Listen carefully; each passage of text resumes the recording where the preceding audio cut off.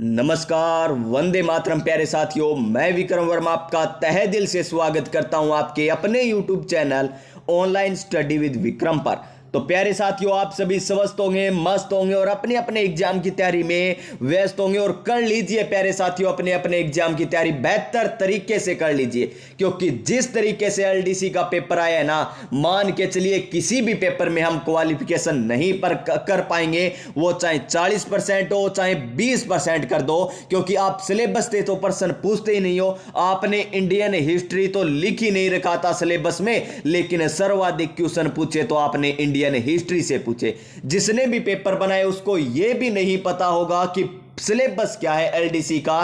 तो इसके लिए एक लाइन बनती है, और क्या लाइन बनती है कि हमें तो एलडीसी के पेपर ने लूटा, सीईटी में कहां दम था। हमें तो एलडीसी के पेपर ने लूटा, सीईटी में कहां दम था। हमारी किस्ती वहां डूबी थी जनाब, जहां अधीनस्थ बोर्ड ने पेपर बनाया था, जहां अधीनस्थ बोर्ड ने पेपर बनाया था। और ऐसा पेपर बनाए कि पूछो ही मत। इंडियन हिस्ट्री पता नहीं कहां से लेकर आए हो आप।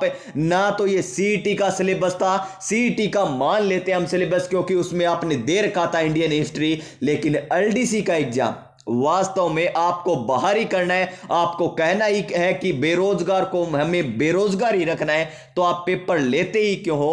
तो प्यारे साथियों, चलिए देख लेते हैं किस प्रकार का पेपर है। आप एक बार देखिएगा इस क्लास को, इस वीडियो को पूरा, आपको अपने आप पता चल जाएगा कि वास्तव में अधीनस्थ बोर्ड क्या करना चाहता है। और फिर आलोक राज जी ट्वीट करेंगे। क्या करेंगे ट्वीट आलोक राज जी? आपको पेपर कैसा लगा, आपको पेपर कैसा लगा, और फिर सफाई देते फिरेंगे यहां पर कि ऐसे हो गया वैसे हो गया, हमने ऐसे बनाया था पेपर, हमने अब की बार पूरी सफलता करी है।